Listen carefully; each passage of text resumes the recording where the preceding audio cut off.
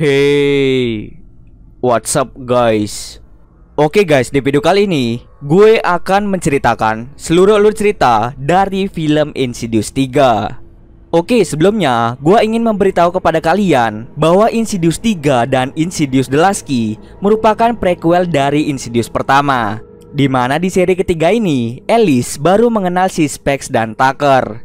Jadi, film ini mengambil latar waktu beberapa tahun sebelum tragedi buruk yang terjadi pada keluarga Lambert yang telah gue ceritakan di Insidious pertama dan juga Insidious kedua. Urutan menonton seri Insidious adalah Insidious ketiga, Insidious The Last Key, Insidious pertama, dan Insidious kedua. Di Insidious 3 ini berkisah tentang seorang remaja bernama Quinn Brenner yang ingin berbicara dengan ibunya yang telah tiada. Namun sesuatu yang buruk malah datang mengusik kehidupan si gadis ini.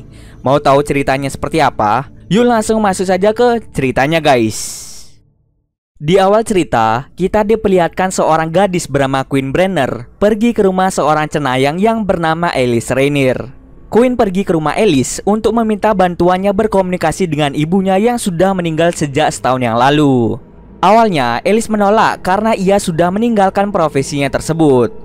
Tapi karena Alice merasa kasihan pada Quinn, ia pun mau mencoba untuk membantu Quinn. Kemudian Quinn bercerita sebelum ia ke rumah Alice, ia sudah pernah mencoba berkomunikasi dengan ibunya yang berada di alam lain. Ia juga sering merasakan kehadiran seseorang yang tidak terlihat di sekitarnya. Namun saat ingin berkomunikasi dengan sosok tersebut, sosok itu tidak pernah menjawabnya. Maka dari itu, Quinn datang ke rumah Alice untuk meminta bantuannya berkomunikasi dengan sosok yang ia pikir itu adalah ibunya. Setelah mendengar kisah Quinn, Alice pun mulai mencoba untuk berkomunikasi dengan ibu Quinn yang bernama Lily Brenner. Namun saat ia mencoba berkomunikasi dengan arwah ibu Quinn, Alice merasakan kehadiran sosok yang sangat jahat. Ia pun gagal untuk berkomunikasi dengan ibu Quinn dengan suatu alasan. Kemudian Alice meminta Quinn untuk tidak mencoba berkomunikasi lagi dengan ibunya sendirian, karena hal yang dilakukan Quinn akan membahayakan dirinya sendiri. Setelah itu, Quinn pun langsung bergegas pulang ke rumahnya. Di rumahnya, Quinn tinggal bersama dengan ayahnya yang bernama Sean Brenner dan juga adiknya yang bernama Alex Brenner. Keesokan harinya, Quinn pergi ke audisi pertunjukan drama agar dirinya bisa masuk ke sekolah seni. Saat Quinn sedang berlatih sendiri, ia melihat sosok misterius yang melambaikan tangan padanya. Tak lama kemudian, sosok itu menghilang entah kemana. Kemudian, Quinn mengikuti audisi tersebut. Namun sayangnya, ia tidak lulus dalam audisi itu.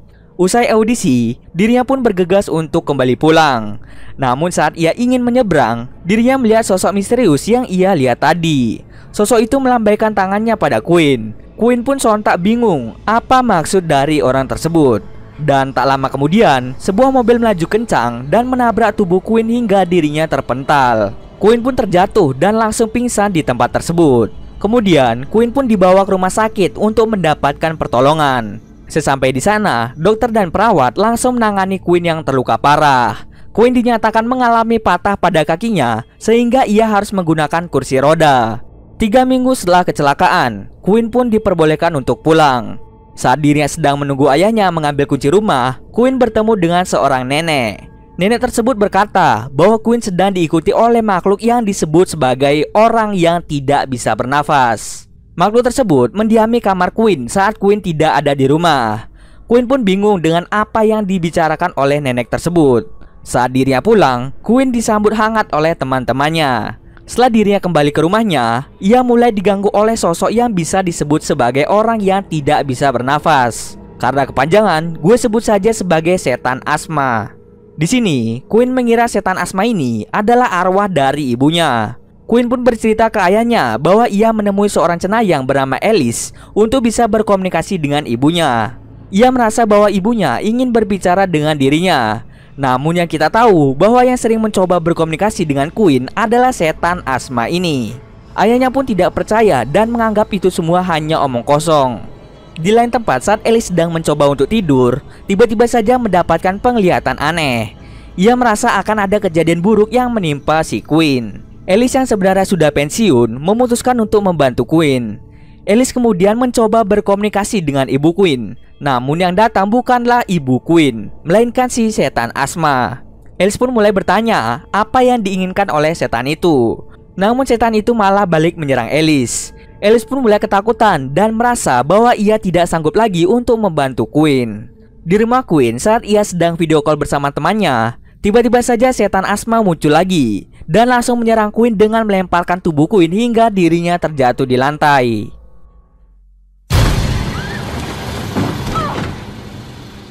Karena terlempar, mengakibatkan Queen mengalami luka pada lehernya. Ia pun segera mendapatkan pertolongan karena hal itu. Setelah kejadian tersebut, Queen pun menyadari bahwa yang selama ini ingin berkomunikasi dengan Queen bukanlah ibunya, melainkan setan asma yang sangat jahat itu.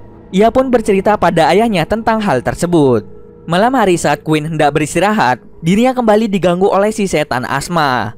Tubuh Queen sengaja dibawa oleh setan itu ke lantai 5 apartemennya. Dan setan asma itu tiba-tiba saja berada di belakangnya untuk mendorong kursi rodanya menuju ke kamar nomor 514. Queen pun sangat ketakutan dan terus berteriak minta tolong pada ayahnya. Di saat itu juga, Queen bertemu dengan sosok wanita yang tidak memiliki pergelangan tangan, tidak memiliki pergelangan kaki. Bahkan, sosok ini tidak memiliki wajah alias wajahnya datar. Kalau gue lihat sosok ini, mirip sekali dengan si Queen. Hanya saja, dia tidak memiliki pergelangan tangan dan pergelangan kaki. Sosok itu terus merangkak mendekati si Queen. Queen pun berteriak dengan sangat kencang. Untung saja ayah Queen langsung dengan sigap datang ke kamar nomor 514 untuk menolong Queen. Queen pun mulai berkata bahwa setan asma itu muncul dan langsung menyerangnya. Di sana juga terdapat jejak kaki dari setan asma itu. Kemudian ayah Queen mengikuti jejak kakinya menuju keluar jendela. Dirinya melihat bahwa setan itu melompat dari ketinggian.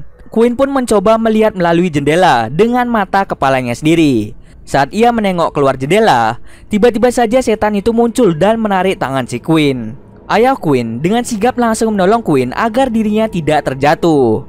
Setelah apa yang mereka alami, akhirnya ayahnya pun mulai percaya dengan apa yang sering dikatakan oleh Queen. Keesokan harinya, Sean Brenner pergi ke rumah Alice Rainier, cenayang yang didatangi oleh Queen sebulan yang lalu.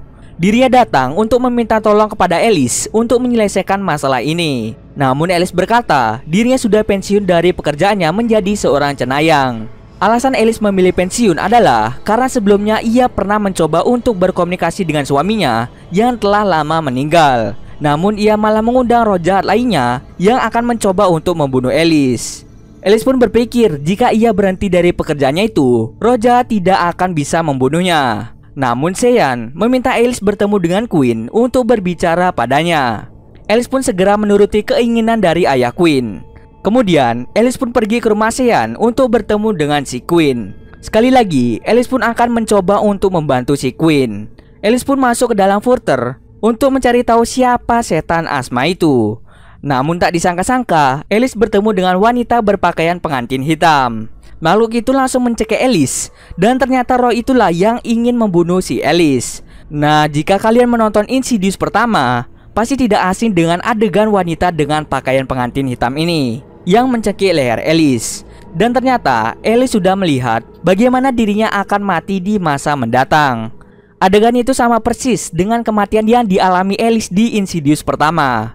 Kembali lagi ke Alice. Setelah mengalami hal buruk itu, Alice pun tidak ingin membantu Queen karena dirinya takut dibunuh oleh wanita tua itu. Setelah kejadian itu, Alice pun menemui teman lamanya yang bernama Carl. Dia bercerita padanya bahwa setan berpakaian pengantin hitam yang dulu pernah ia hadapi berusaha untuk membunuhnya. Maka dari itu, ia pensiun dari profesinya sebagai seorang cenayang.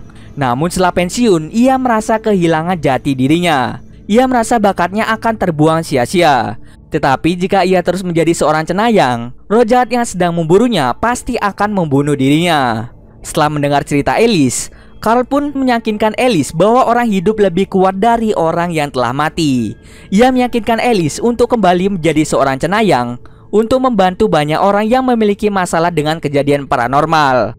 Setelah mendengar kata-kata Carl, membuat Alice menjadi bangkit untuk mencari jati dirinya. Akhirnya, ia pun memutuskan untuk membantu Queen dan dirinya akan selalu siap menghadapi apapun konsekuensinya.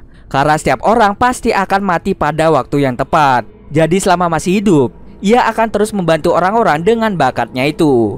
Sementara itu, setelah tadi Alice menolak untuk menolong Queen, Sean dan Alex mulai mencari orang lain yang bisa membantu mereka. mereka akhirnya menemukan Specs dan Tucker yang berprofesi sebagai pemburu hantu. Mereka berdua pun segera datang ke rumah Quinn untuk segera bertemu dengannya. Dengan menggunakan alat-alat yang canggih, Specs dan Tucker pun memulai pekerjaan mereka dengan memasang kamera kecil di dahi Quinn serta alat perekam suara untuk melihat aktivitas makhluk halus yang sedang mengincar Quinn. Saat Quinn tidur di kamar, mereka bersiaga untuk melihat apa reaksi yang terjadi pada Quinn. Dan tiba-tiba saja, dari alat pengawas, mereka melihat Quinn berdiri dan mulai berjalan keluar kamar. Padahal yang kita tahu, Quinn mengalami patah kaki yang sangat parah, sehingga ia harus menggunakan kursi roda. Mereka pun segera mengecek Quinn di kamarnya. Saat mereka masuk ke kamar Quinn, Quinn sudah menghilang dan tidak ada di kasurnya.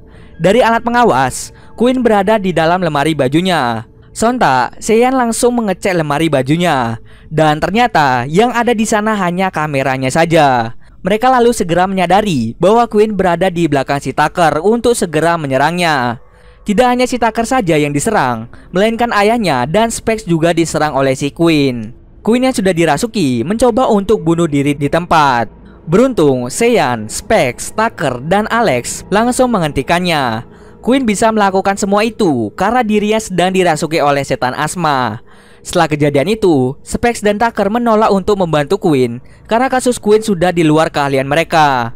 Sean pun marah dan menganggap mereka hanya seorang penipu.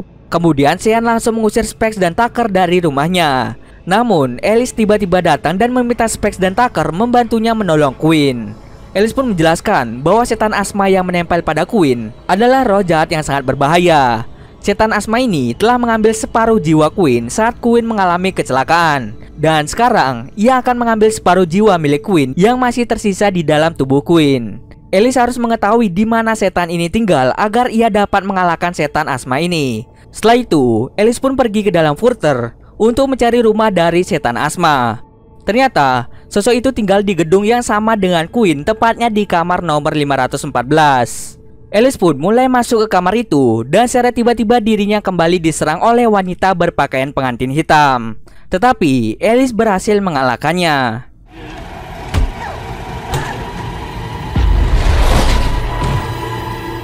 Setelah itu, dirinya bertemu dengan roh suaminya yang telah meninggal. Suaminya itu menyuruhnya untuk bunuh diri saja agar mereka bisa bersama-sama lagi.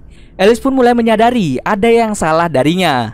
Alice mengetahui bahwa dia bukanlah roh dari suaminya, melainkan roh si setan asma yang telah menyamar menjadi suaminya.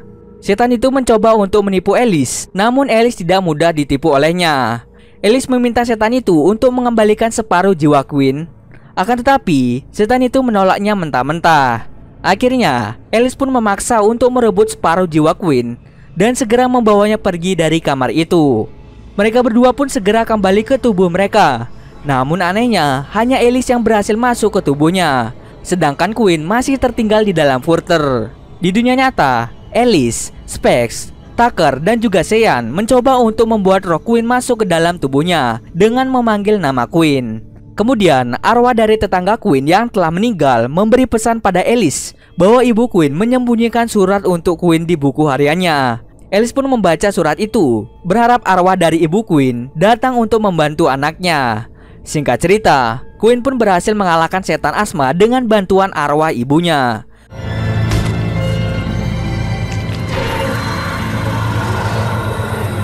Quinn pun langsung bergegas kembali ke tubuhnya. Setelah itu, Alice menyampaikan kata-kata perpisahan dari ibu Quinn untuk Sean dan juga anak tercintanya yaitu si Quinn.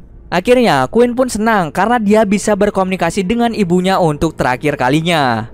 Setelah kasus Quinn terselesaikan, akhirnya Alice, Specs, dan Tucker sepakat menjadi rekan satu tim untuk membantu banyak orang yang memiliki masalah paranormal.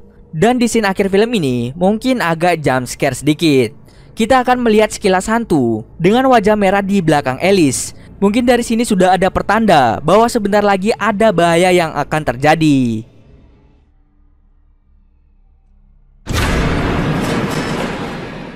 Dan ya, itu dia alur cerita dari film Insidious ketiga. Untuk Insidious The Last Key, mohon ditunggu ya guys. Oke, mungkin sekian dulu video kali ini ya. Kalau kalian ada yang mau request film atau mereview sebuah film, silahkan komen aja di bawah guys.